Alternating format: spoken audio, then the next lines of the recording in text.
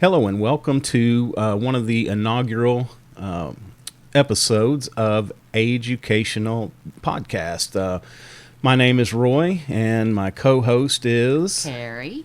So what we're going to be doing is we're going to talk about pretty much everything aging. We're going to try to provide information. We're not only going to talk about the journey that we're on with our parents and, of course, in our life, my life. I'm not going to throw Terry under that bus, but, as I approach that age where I need to take more care. So what we're going to target, the senior population, adult children, caregivers, and then again, people like myself who are moving into that age to try to learn how to see what we can do to age healthy and to help those that are needing some extra help, and of course our caregivers, trying to provide them some support as well. So please bear with us as we kind of get through these first few episodes.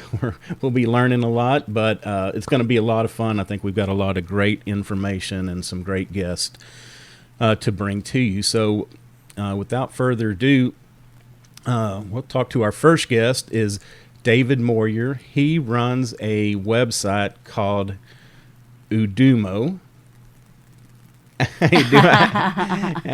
We were going through some pronunciation lessons before that, but David is a certified senior advisor and developed the Caregiving Toolkit that educates family members on how to start the conversation with your parents through end of life and beyond, so that everyone knows what to expect and can make informed, confident decisions when the time comes. The Caregiver Toolkit has 14 lessons, 80 plus videos, and 30 assessments and worksheets to walk families through this journey. Of course, David experienced this firsthand, hearing stories of others in similar or worse situations. Was David's motivation to do something. His approach was to provide education to anyone who was facing similar situations. David became a certified senior advisor, and the experience led him to develop Udumo to be able to reach out to people and help. The goal of the website and David is to honor your parents by educating you, the caregiver, so that you have knowledge to provide a better life to your parent or loved one. Honor, knowledge, love. So, David, we appreciate you taking time out of your day to be with us, and welcome to the show. Well, thanks. Thanks, Roy and Terry. Thanks for having me on. You bet. And this is, I guess that since this is one of our inaugural issues, we'll kind of get some of our information out. I spent 20 years or more consulting with the business side of senior living communities.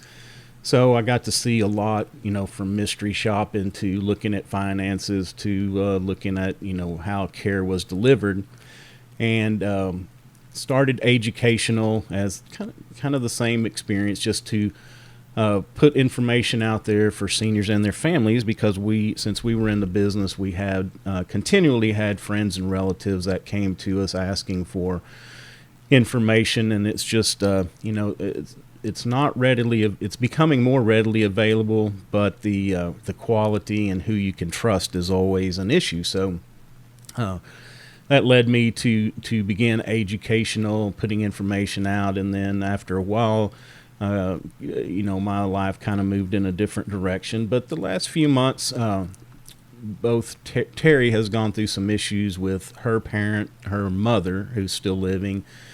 And then, of course, my parents are both still living, so we have things that are on the horizon as well. So we felt like in conjunction with some written material that we push out, that starting a podcast would be very educational, very educational for all of us. So that's kind of the where we started at. So anyway, let's just kind of jump into it.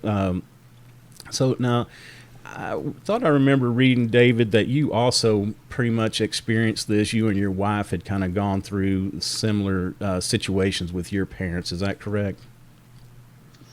Yeah, Roy, that's right.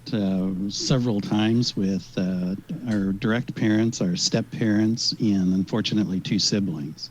Okay. So in the course of probably 10 or 12 years, I think it was, there was eight Wow. people going through that, and in various stages. Some that had everything taken care of, and it was, nice, and all the care was there, and others, it was just a battle trying to get the basic benefits and health assessments and health care delivered, and dealing with the state, dealing with the county, dealing with the federal government for those benefits was just difficult beyond all belief. Right. And, a lot of times, even though we age, I say slowly, sometimes we have issues that hit us and something happens all at once. But even though we see our parents or loved ones that age over time, all of a sudden we usually wait till we're in a critical spot in order to start taking some action. And I think that's kind of part of your message too, is to let's get out in front of this a little bit. Let's make some preparations, some plans, so we don't put so much pressure on our caregivers, our kids, our loved ones at that time. Yeah, and it all starts with a conversation. There's a framework that I use called CARE, Conversation, Assessment, Roadmap, and Education. And the conversation is just start the conversation. Right. Yeah. Get things going before you're in that crisis moment. Right. And it's not a conversation anymore. It's much worse. Yeah. It's a shouting match or a screaming match or something like that. Yeah, and what listeners may not be as much aware of as some of us that have been around this for a while is that, especially, I think these statistics are more for your Alzheimer's, those that have Alzheimer's, but caregivers can actually die 60 to 80%, depending on the study you read. They will die sooner than the person that they're giving care to. It is just that stressful. Right. And it is a stressful situation. I mean, you think of a baby and you're having fun. They're always learning something new. They're gaining abilities. On the opposite end of that is they're forgetting stuff and they're losing abilities. And that is phenomenally stressful to see somebody that has raised you lose those abilities. And that stress is taken into your own body, mind and body stress, and it just wears everybody down. Yeah. And, I used to be I was a volunteer long-term care ombudsman here in Tarrant County where we live for, I don't know, probably 6 or 8 years. And then what we can add on top of that is if the family members don't agree, or if they all want to be in charge, then that can add another level of stress, just beyond belief. I mean, I can't even tell you some of the atrocities that I have seen, and it wasn't the the senior's fault. That it was the family quibbling. Dynamics. Yeah, and Terry, I'll let her talk about that a little bit. She had 2 sisters that when her father got the diagnosis, I think they were able to kind of move through the process easily. There wasn't a lot of conflict, but that's I have a sister who lives close by, and then we're in the Dallas-Fort Worth area, and then I have another sister in California, and my sister, when my dad was diagnosed with Alzheimer's, my oldest sister who lives nearby, we both said, okay, this is it. She's going to take Dad, and I'm going to take Mom, and that's what we did. So she was in charge of, I helped, of course, as much as I could, as much as she'd let me because she's so alpha, but and finding care and all of that for Dad, and it was it was at least a 12-year process, but it was not a fun process. And it always the other part of that is we think it just you get a diagnosis and then that's that, but depending on where you are in that phase, it will change over time. And we've all seen that with the like I had a neighbor across the street from where we lived that she actually got out in the middle of the night and had come across the street and got in one of our cars, I woke up in the morning with all the red lights out front, and went out to see what was going on. And her husband was doing the very best he could to take care of her at home, but she got out. It was about a 20-degree night that she ended up in a vehicle, and luckily it didn't she didn't freeze to death or get sick or anything. But again, as you progress through this, things can change, so it's always a moving target, it seems. Right, and that's where assessments come in. You assess the situation, you assess pretty much everything, the ability of your parent or child or spouse, even Right. on a regular basis. Can they do this? Can they do that? Right. And Terry, there's a whole division of care capability in that. Okay, just like you did. Split up your parents with responsibilities. You take your mom, your sister take your dad, and work through that. So having those constant assessments, where are we today or where are we next month? And they start, you start seeing this just like a child. It's like, oh, there's a new ability. This is nice. They can now, say their first word or take their first step. And it's on the opposite end. It's, okay, it looks like, mom is having trouble remembering where the spatula was to cook. Do we now need to assess her in front of the stove, or dad driving? And that's the big one that hits everybody the most is driving ability. So doing those assessments on a regular basis keeps the family engaged, and it also helps the parent or spouse or child understand the progression of it. Yeah. So it's not a shock. Can I ask something, just for my purposes? What exactly is a certified senior advisor?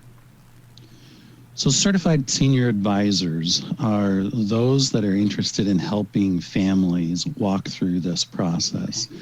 It's a dual certification, and it's tested by national companies and authorized companies that go through a series of studies and workbooks and classes that walk you through the entire life cycle of the aging people. So everything from family dynamics, which you brought up, Terry, and how to work with them, to working with financial planners and working with physicians and nurses and home care agencies and those things. So it's a very detailed study program and certified test that people will go through, so they can help seniors and their families go through this process with less angst, anxiety, right, stress, and doubt kind of thing. Okay. Yeah, and I think the other benefit to the CSA designation is that the members are held to a higher standard. So, to me, it's an extra level of protection that is in there for seniors and their families. If you're talking to a certified senior advisor, not only do they have the product knowledge, the service knowledge, but they've got the knowledge of the aging process, how to deal, and what is how to deal ethically. I think is the most important part, because sometimes as we as seniors age, they may be in that little forgetfulness, and people run out.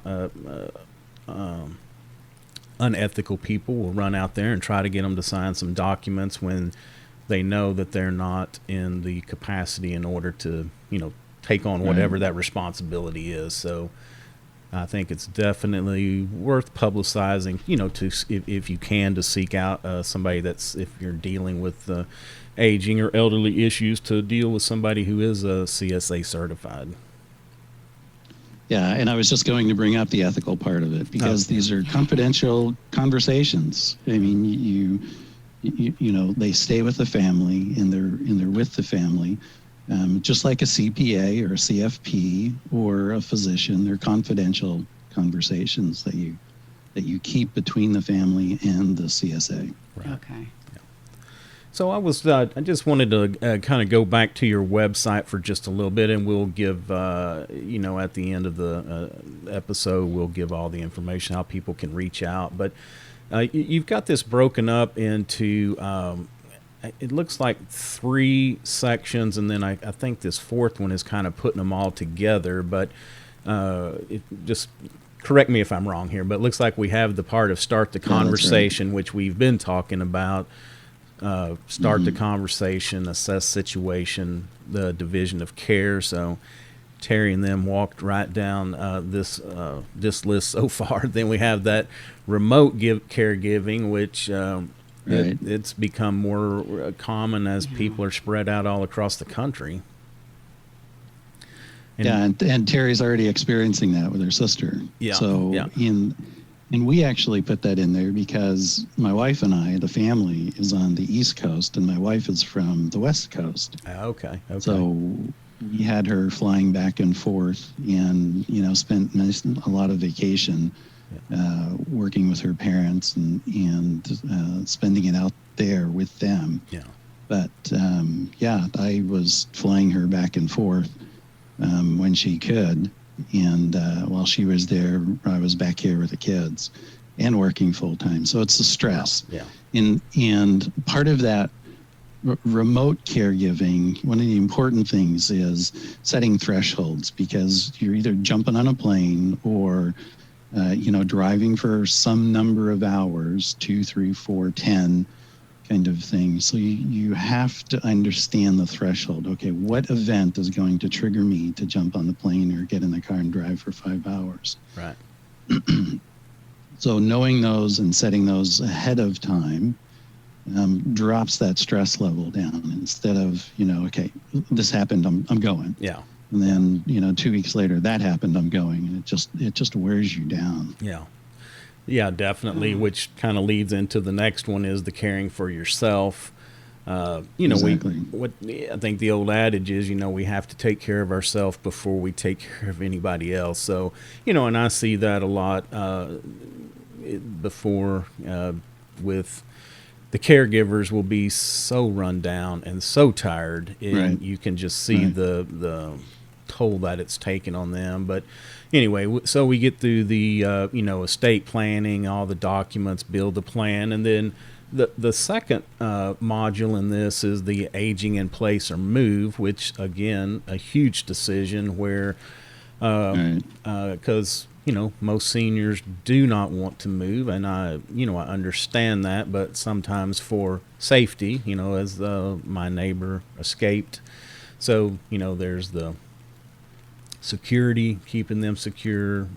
There's a lot that wraps around that, but again, it's a conversation that it's hard to say it's time to move today, so we're loading up the truck and taking you somewhere. Yeah, how do you start that conversation? I mean, well, first, the conversation should be, we're going to try and keep you in your house or your home as long as possible, but we need to do some things to do that.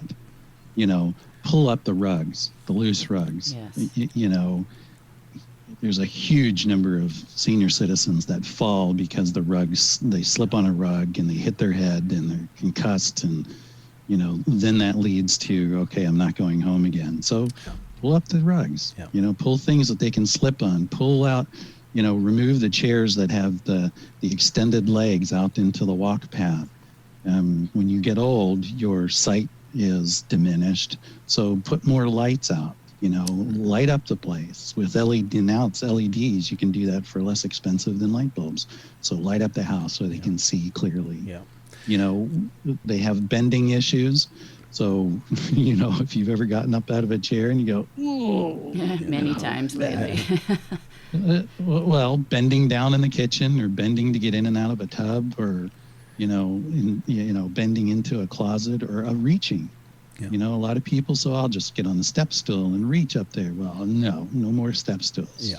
Because balance is off. The older you get, the more unbalanced you are. Right. So it's those simple things that you can do to keep them in their house and home, but then also look at activities of daily living. So you're doing those assessments on a regular basis, and independent activities of daily living. There's a set of those that you can look up anywhere, just IADL or ADL, independent activities of daily living, or like shopping on your own, or driving a car, or doing financial transactions and things like that. So those are the things that help you decide. And if you work with your parent or spouse on those things, they will actually look at them and say, yeah, I need some help doing this. Yeah. Instead of, no, I've got it. Right. And, my experience was my dad was German, full German. My mom is full-blooded Italian. So, I was raised in a conflicted life. So, Yeah. real passionate about certain things, but I got to get it right. Right. My dad didn't want any help, none whatsoever. And my mom was just the opposite. Said, yeah, here's the bank account, here's this, here's that, tell me what to do. Right. Come help. So you're going to have those differences in spouses and care. Yeah, and that brings up a good point too about the generational differences, because Yes. when my grandmother got into this position, she was the same way. It was like, my grandfather had taken care of everything. He had passed probably at that point 20 years prior to her. So she had been living on her own for, a good 15 or 20 years. But when it came time to say, do you want us to give you some help? She was like, yeah, please do. So she was good. Now, Mom working, she had a very successful career. Trying to wrestle anything away from her, that is going to be a whole nother challenge. And then, but the other part, the other part I wanted to touch on with this, with the move, is the socialization piece. And again, I'm going to use my grandmother as an example. She lived alone on the other side of town. Wasn't a big deal. She, she still mowed her yard and she did everything. It wasn't the security risk wasn't her getting out as much as, I was worried people watching her would try to get in on top of her, in her house, number one. But she stayed in the house because, she said because of church and her friends in the, in the neighborhood. They had lived there for 50 years or so. But, what we began talking to her about was that she didn't like driving to church anymore, and most of her friends had passed by this point. And so really, the benefit of her staying, she was giving up a lot of socialization, basically. And so that is one other, I think a key element is that to some it's not a big deal, but to others that socialization component is huge. And she went to an independent living community and she flourished. I mean, I would go over there to visit her and I could not catch up with her. She'd be, down in the puzzle room. She'd be at the friend's house playing cards or dominoes. And it was one of the best moves for her ever. But, that's very individual, because there's some people that, they just don't fit in, don't take part. So the socialization component's not a huge factor. So that is definitely something to consider.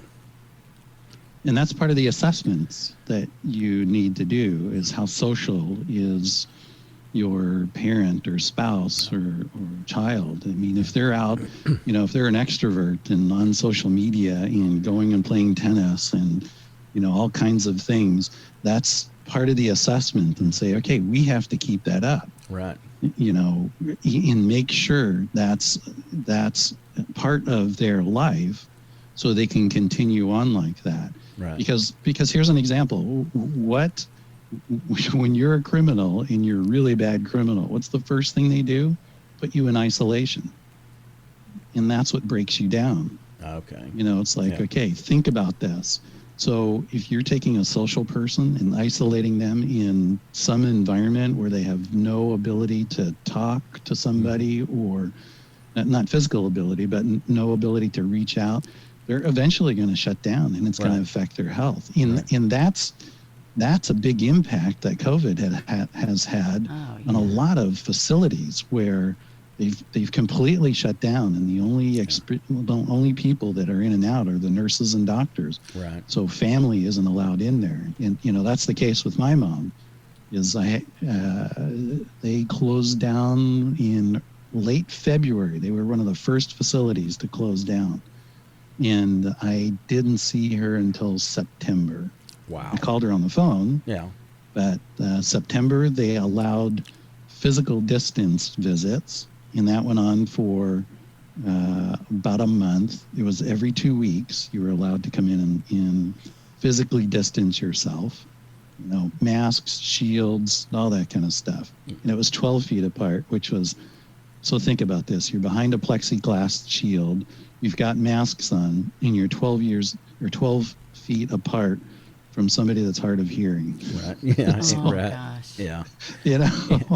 So it's those things. You got it. And that's you're back to the assessments when you're moving somebody into a facility or group homes. Group homes are another opportunity Right. where you have people of the same age and the same abilities, same social mix, and those kinds of things. There's a lot of group homes that are starting up because CCRCs, are continuous care retirement communities, are can be expensive. Yeah, $4,500 to $6,000 a month. Yeah. Kind of thing. Yeah, and that's been a conversation in the industry for the last few years. Some of the architects would finally come to conferences and fess up that we've got to do better being affordable, because right now we're all trying to outdo each other to see who can build the biggest, the best, and this, and then in some instances you price people out of that market.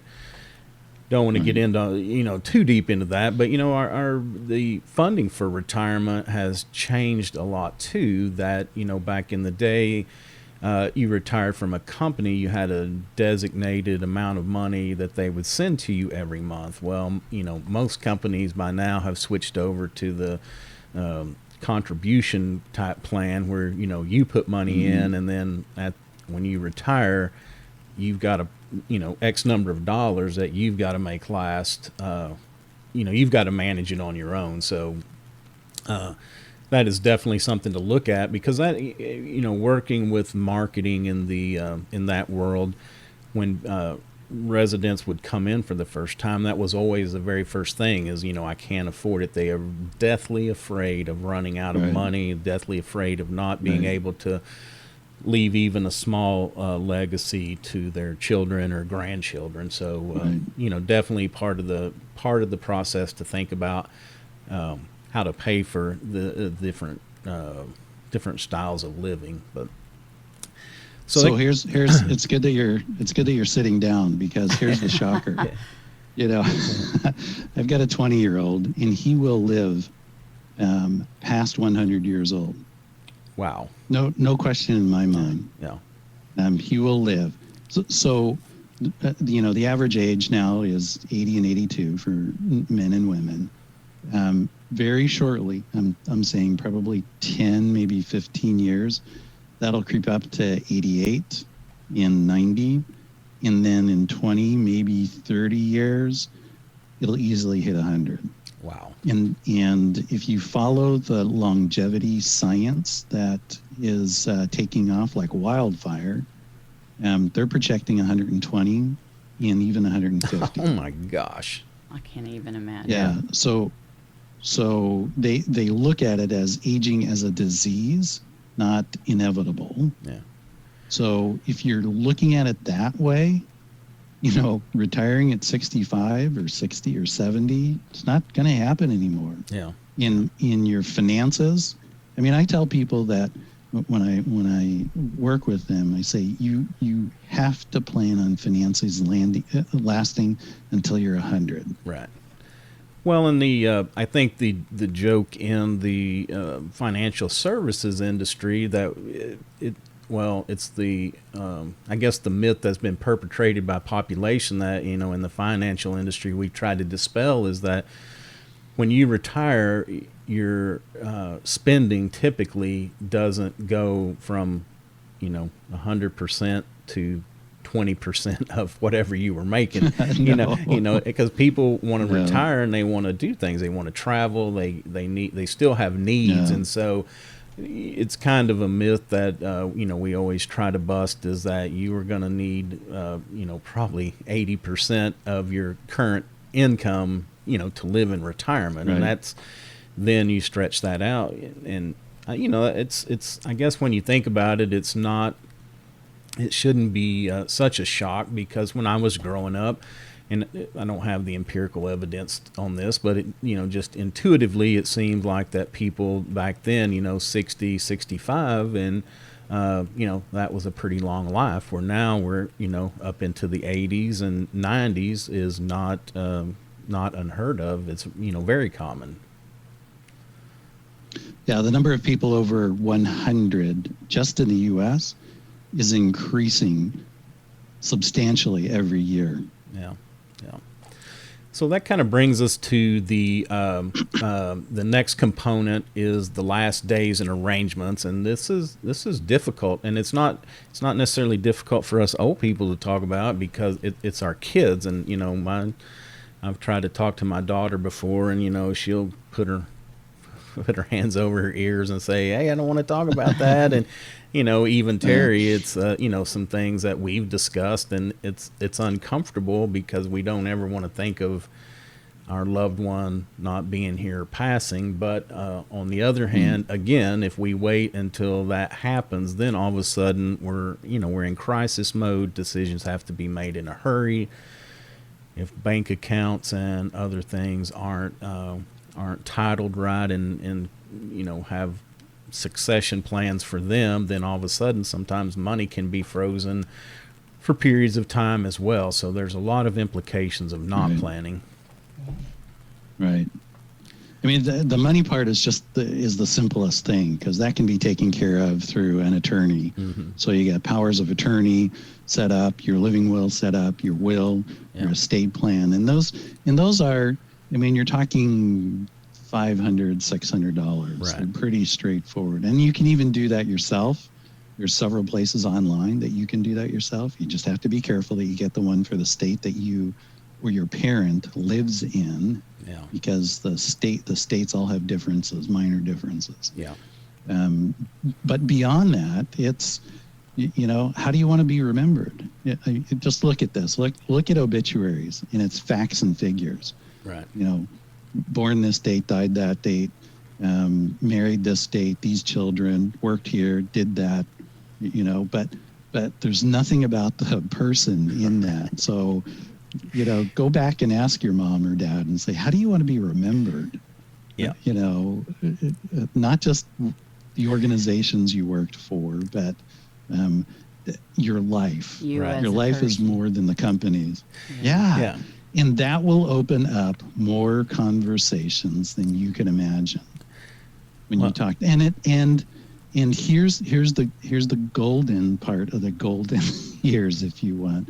You're having those in-depth conversations with your parents. I never knew that my mom was scared to death of riding on motorcycles. Until we got into a conversation, I go, why are you so scared? And she goes, my brother at 3 years old used to put me in. Now, understand, this is like way back when. Yeah. Her brother had a motorcycle, and her brother was responsible for taking care of. So at 3 years old, when he wanted to go somewhere, he grabbed my mom and laid her across the tank of the motorcycle, and off they went. So. Oh, ouch. Well, I remember doing that on and I would've regular never- bikes, riding on Sure. the handlebars and stuff like that. But man, to have a motor right there, that's crazy. I'm sorry I interrupted you. No, I was just going to say, getting back to the obituaries, it's funny you bring that up, because it used to be kind of a running joke that I tell my kids, say more than, because there was a bunch that came out, it seemed like at one time, it's like they were born, they were a Baptist, and they died. And I'm like, okay, well, we can probably probably find hopefully a couple more facts to fling in there, to talk about. But, it gets back to having that conversation. What, cremation versus burial, where, because I've got some very specific places that I've seen in my life that I would love to be, interred there. Some people some people not that don't really care that much about it. But it's the problem. What I have seen is that after somebody passes is too, unless they've left a detailed outline, it's too late to ask at that point. And so then that Right. heaps on some more guilt that we really don't know, or we really didn't talk about it. So it can be uncomfortable, but we can make it we can kind of lighten it up and make it a little funner, but it's just something that needs to be done for sure. Yeah, I say don't wait till you're staring at the funeral director's face to figure this out. Right, exactly. Get it all done ahead of time. And, good thing or bad thing, there's a lot more options to handle remains now. I mean, you can shoot them up in space now. Right. You can put them as a coral reef in the ocean. You can, green burials are really taking off now, Yeah. where there's no embalming and the remains are in the ground within a day or two. Right. And they naturally decompose. Or there's places all over the States now and all throughout Europe where you can have these, and they're forested areas where natural decomposition takes over. Yeah. So there's different ways for everybody. Yeah. To do these things. Yeah, my daughters tell me, well, I'm going to be cremated, so my daughters keep sending me little notes saying that they're going to turn me into a Pat Benatar CD or a Heart CD or something like that. I'll haunt them forever. That's right. That's a good one. I hadn't heard that one. But yeah, the options are available. Well, David, we want to thank you so much for taking time, not only to be, one of our inaugural guests. We certainly appreciate that. But this is great information. I think it's something that everybody can benefit from, no matter where we are, either as the aging individual or where we are as the adult child. It's never too early, and I think you make a point about, some of these conversations we can actually get some details or get to know our parents or a little bit better, or some of these details that we may not have known in the past because we just didn't have the conversation. So always great. But tell people, if you don't mind, how that they can reach out. Well, what can you do for them? Number one, I know you've got this Caregiver Toolkit, but what can you do for them? And then, of course, how they can reach out and get a hold of you. Sure, and thank you for that opportunity. Yeah. The site is Udumo. It's udumo.co.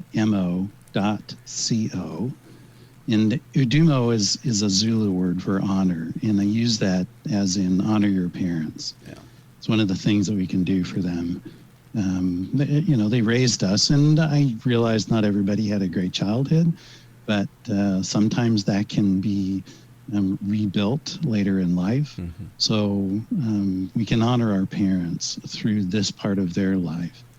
And what goes around comes around. So your children are going to see you honor your parents, so they can do the same thing with you when it comes your time. Yeah. So the site is udumo.co, Udumo. And there's, as you said, Roy, there's the course that's up there that helps people walk through the conversations, does the assessments, helps you do all the assessments, division of care, home maintenance, when you're going through a facility, use your 5 senses in the facility, those kinds of things, all the way through past the end of life when you're shutting somebody's life down, if they have a business, or the estate plan and doing those things. So all of that is laid out there so you can build a roadmap with your parents or spouse or loved ones and make it easier. I always say, if you know where you're going, if you have a map and know where you're going, the journey is much easier versus, well, what should we do now? Right. So that's all up there. And that's on the website. You can get a hold of me there. There's emails up there, david@udumo.co. It's there for everybody. Okay. And we lots of good comments coming back on the course and assessments, and we're always adding new stuff up there. And one of the other things I do is there's a links page on the website, So you go up there, and it's on the upper right-hand corner on the links. And if you want to do it yourself and you don't want to, use the toolkit that we have, there's a bunch of links up there to go through and find people that can do things for you. So I'm not opposed to that. It's get the help out there, get people to start talking about these things, and give them statistics, and give them, the Alzheimer's and dementia associations and certified financial planners and CAPS. In an earlier conversation, we talked about certified aging in place specialists to come into your home and take a look at it, to keep your parent in there as long as possible. And, for $150, it's worth it. And because now you have an independent authority coming in and saying, these are the things to keep you in your home. So now you and your parent can walk through that. Okay, mom and dad, what do you want to do? What can we do?